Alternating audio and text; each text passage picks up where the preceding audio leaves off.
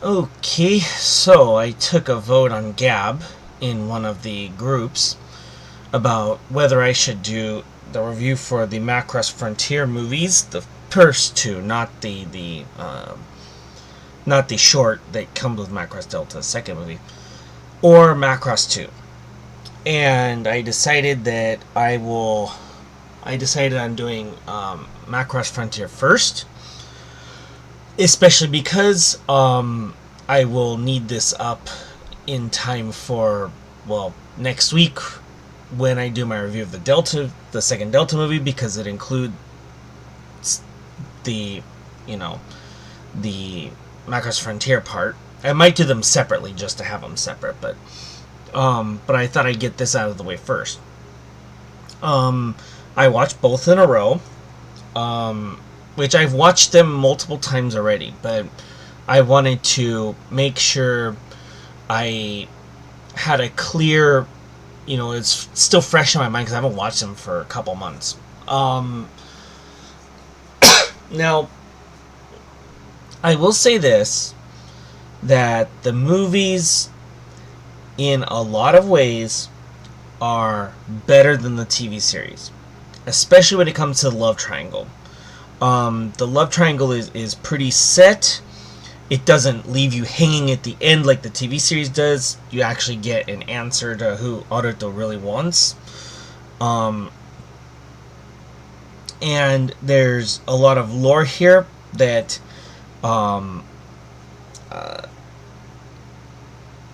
is quite important to a lot of series, not only to Delta, but also it has a massive impact from 7 as well. So, and yes, we're going to talk about that.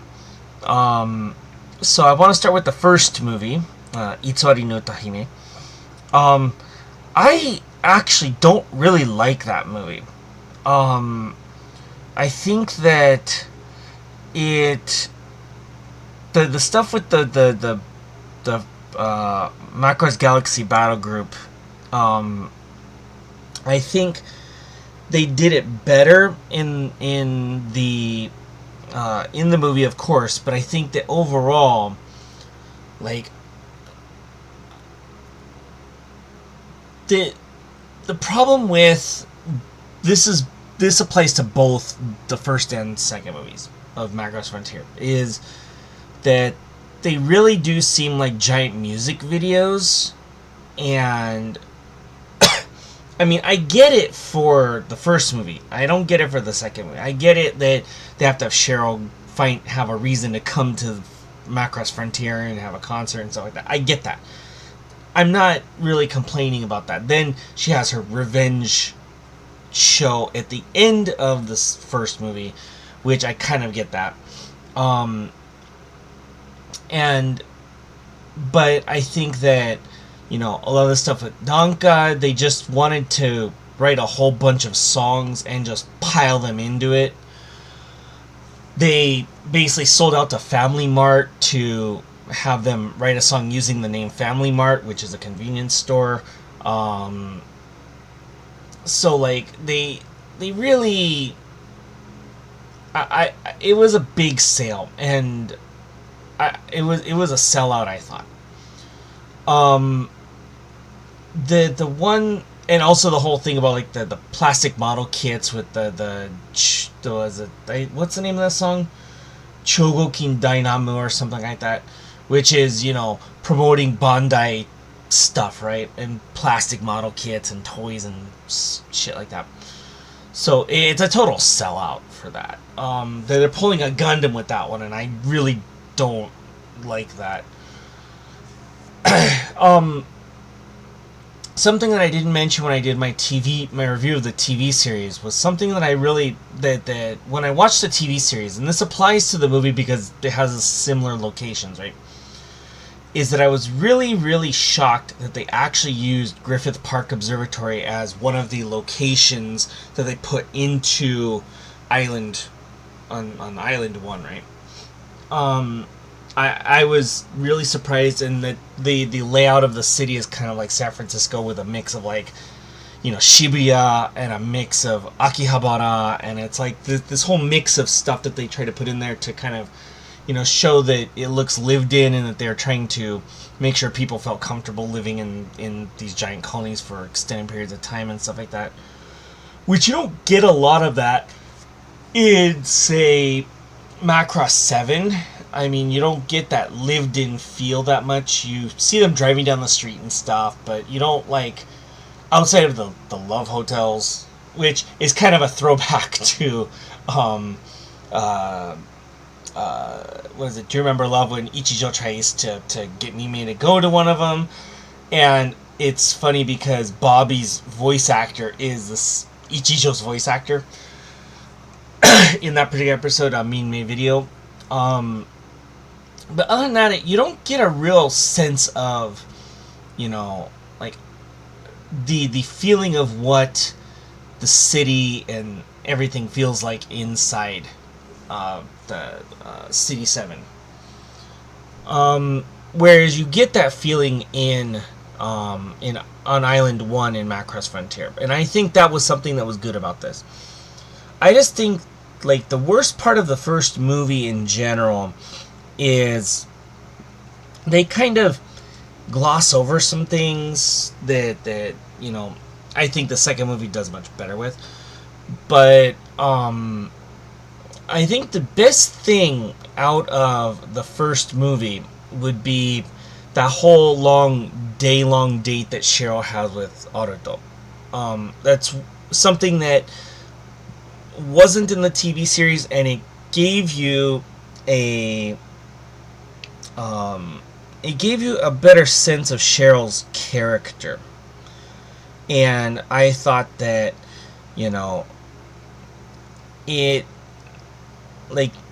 there's a lot of people who like Cheryl over Anka, and I tend to agree with those people because I think that Nanka, they're very opposite characters, since, like, Cheryl is very self-confident and all this other stuff, and Nanka's like the newcomer that, doesn't have the confidence or the experience or all this other stuff because she's younger and all this other stuff.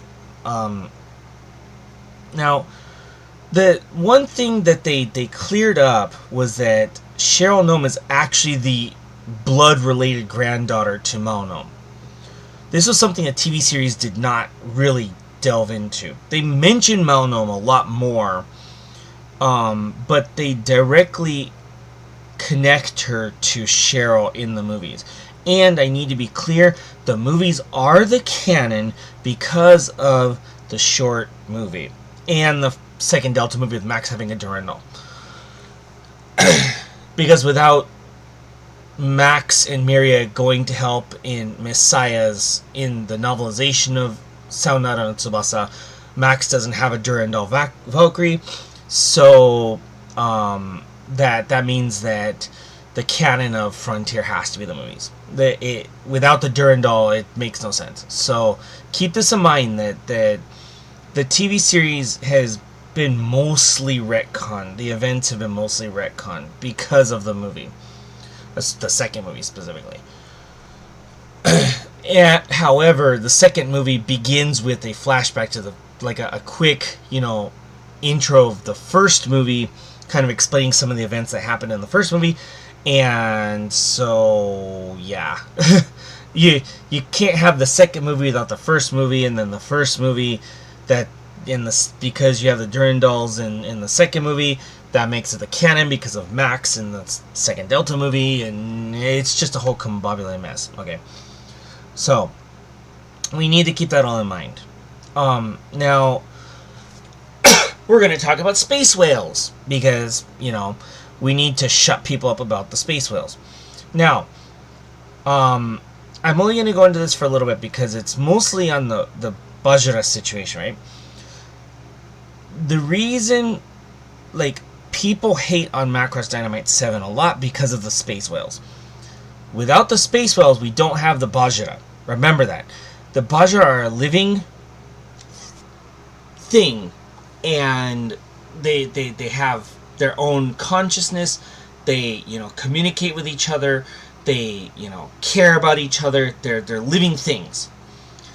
without Basara, singing to the whales, and also singing to the flowers in the Macross F movie edition, which is a 30-minute episode they call a movie. Without that, you don't have the Bajira. So, keep that in mind. That created the precedent for the Bajira. And I think the Bajira are an amazing race. This is the one thing that I will give Kawamori so much credit for, is the Bajira. I think, because you think the Zentradi were humanoid, the Proto-Devil are kind of humanoid-ish, even though they kind of like took over bodies and stuff like that. But then you have the Bajira, which are an entirely different thing. I think they're incredibly original. I think that the fact that they can communicate through songs and Aimo as a connection.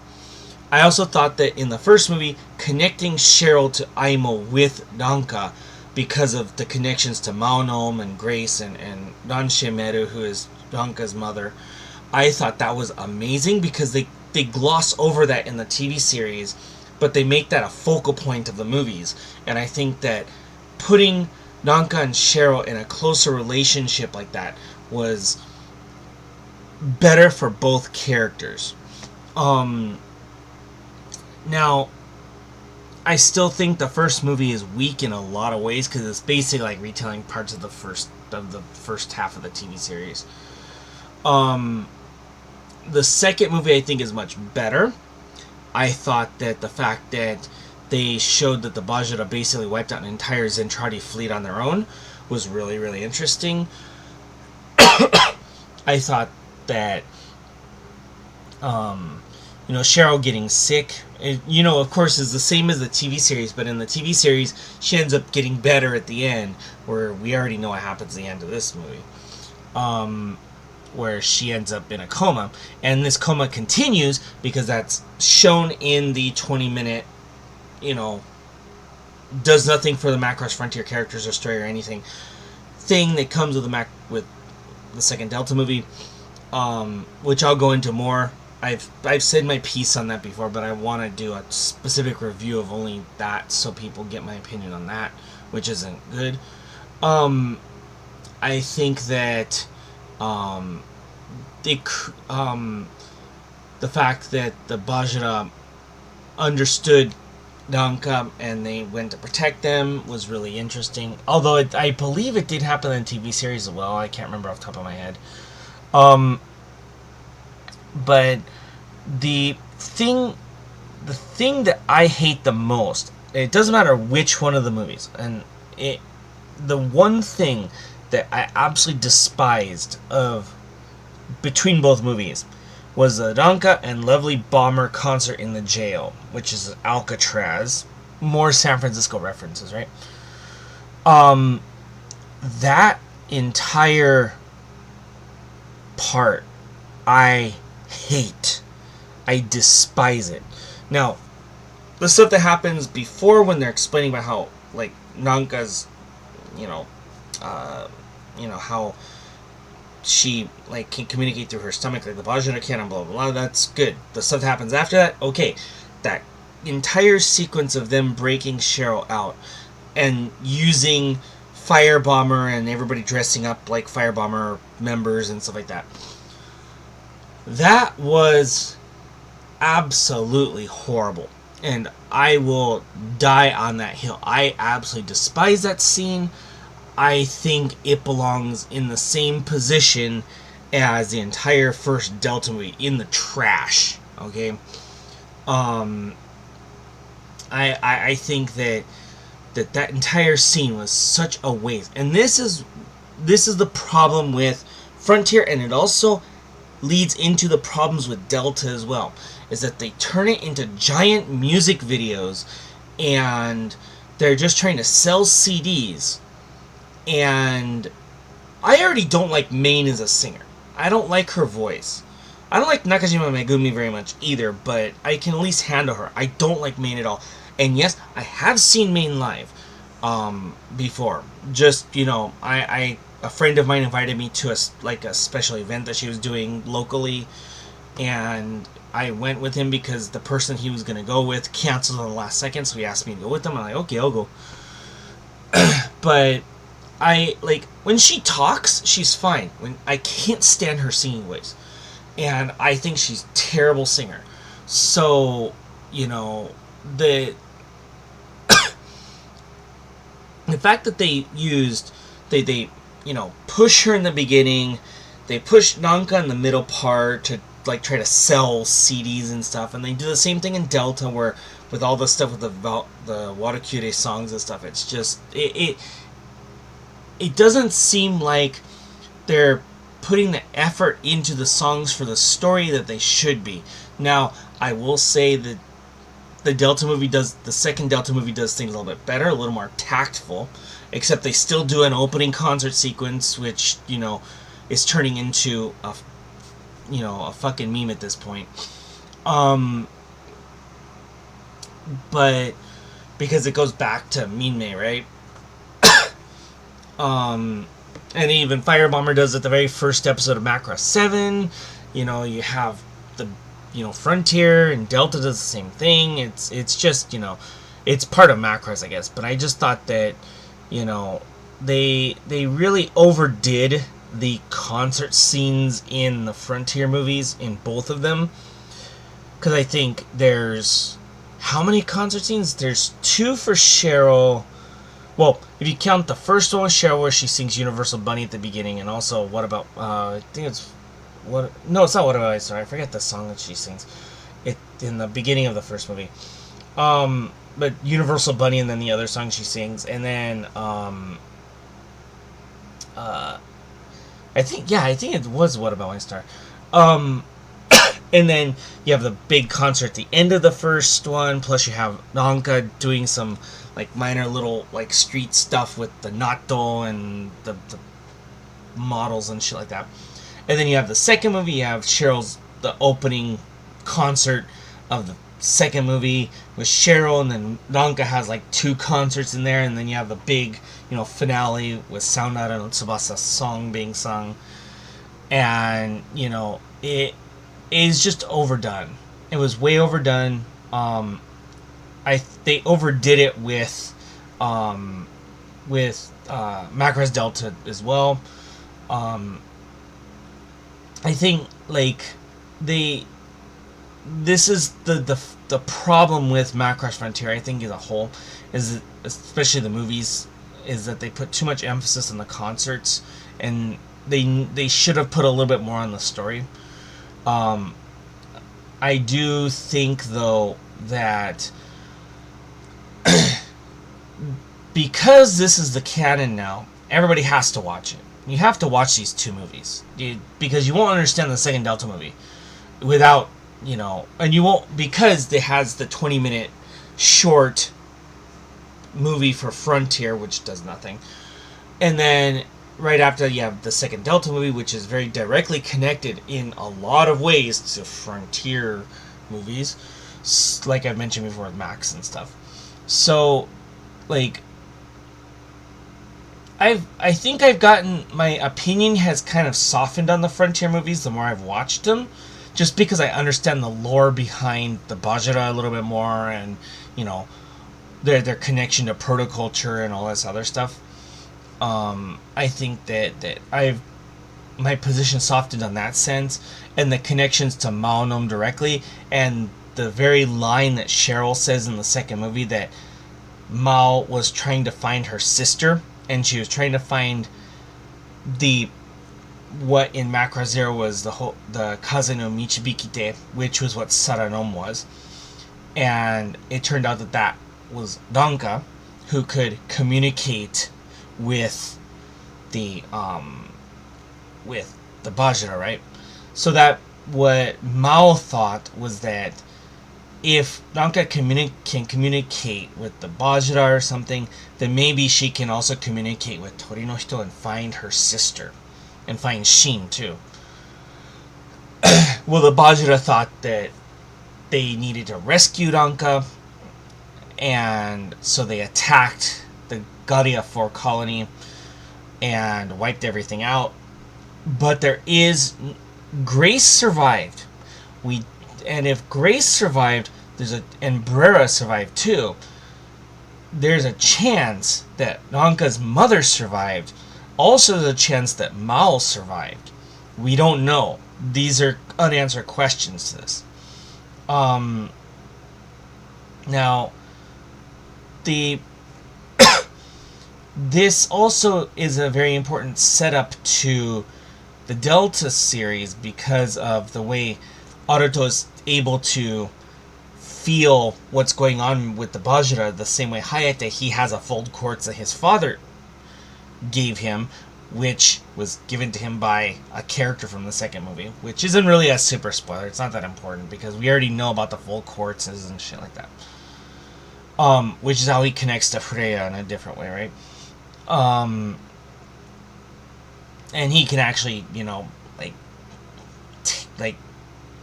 take her song to, whatever, right? So we already know that's been established in the second Frontier movie. That's what the fold quartzes can also do, right? So we just I'm not gonna make this a high recommendation, but I think that with some of the extra little lore that was added in there, just on the very, very subtly, about the stuff about Mao looking for Hoshino, was a cousin of Michibikite to find Sara and to bring her back and stuff like that. I think that those little things were very good additions. I just think there was too many stupid concerts. It wasted a lot of time, and I think that it was entirely to sell Main and Nagashima Megumi. And just a little trivia for everybody, the voice actress who also does the singing for Kaname in Macross Delta, Yasuno Kiyono, she auditioned for Frontier and lost out to Nagashima Megumi. They're about the same age, and so Kiyono tried to audition for Ranka. She failed. Nakajima Megumi got the role, but Yasuno Kiyono was able to later become Kaname, so she's kind of like the more experienced character within Delta as the leader of Watakyure. So there is a connection there too. That's just some extra trivia for people, if people didn't know that. I forgot which stage of the auditions that Yasuno Kiyono lost out, but Nakajima Megumi was the one who ended up winning, and she became Ranka. And so that's just some extra trivia for you. I think that everybody needs to watch the Frontier movies because of the canon of Macross, which I'm gonna do a video on that. About how the canon of Macross works, because I talked about it on a live stream on Odyssey during when I was taking a break during, I think it was my drunk birthday stream, when I was already tipsy, and it was really early in the morning when I finally got onto it. But I want to do I want to do a lore explanation of how the canon of Macross works and how it's how it connects, how all the series connect to each other, so that people understand this is how the canon works, and you cannot take each series in a bubble. I have mentioned it in multiple videos about taking each series in a bubble, but for this particular thing, I think that for people who don't have a lot of time to watch an entire TV series, the movies are fine. Plus the fact that they're the canon, and it's confirmed through the second Delta movie and the Macross Frontier short movie. This is the canon, so you need to watch these. There's little things here and there from the TV series you can plug into there. One of the things that's important to the protoculture lore side of it is that Grace has a few lines at the end of the TV series that actually are part of the canon of the Vajra and protoculture and how they met, and protoculture's attitude towards them and all that other stuff. Which doesn't get really explained in the movie because they didn't have enough time to do that. But they did try to make those connections to Macross Zero because Shaolnam is the blood-related daughter to Maonam, right? So, anyway, I think I'm gonna kill it here. I think that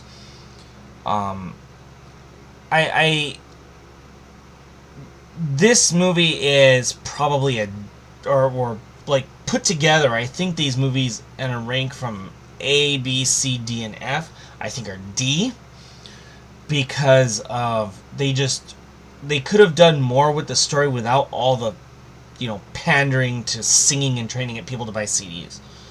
That really bothers me, and it takes the flow out of it. I think there's a place for them in like certain ways, but I think they overdid it with the Frontier movies, and I think that that's probably the weakest point of the Frontier movies, is all the concerts, because it's just wasting a whole bunch of time that they could put into other story points. But I think there's good in it, but and the fact that they actually decide they basically make Aruto pick who he wants to be with at the end, even though he disappears with the Bajra Queen and stuff. I think that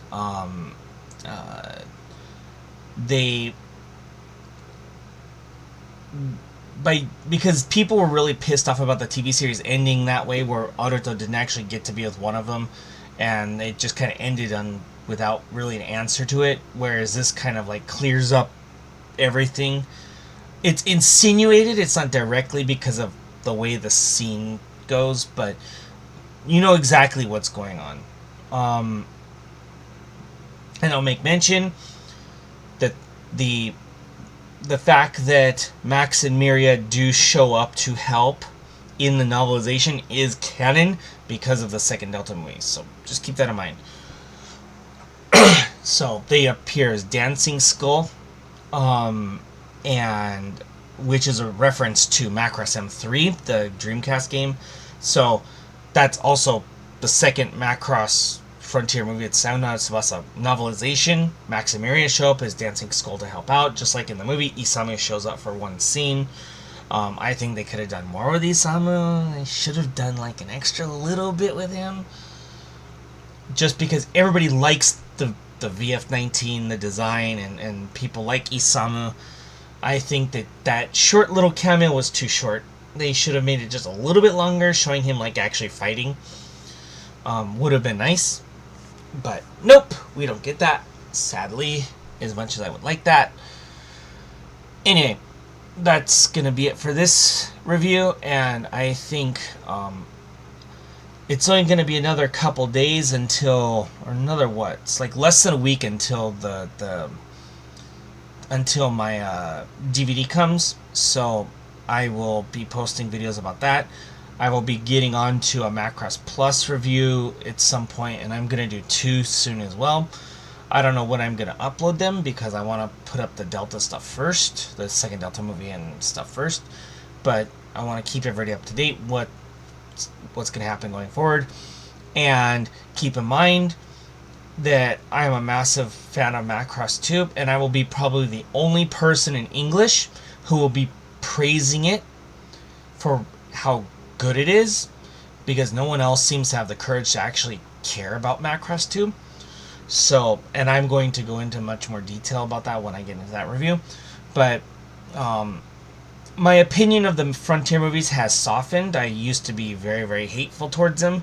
I don't hate them as much anymore, but I still think that they miss on a lot of points. They hit on some points.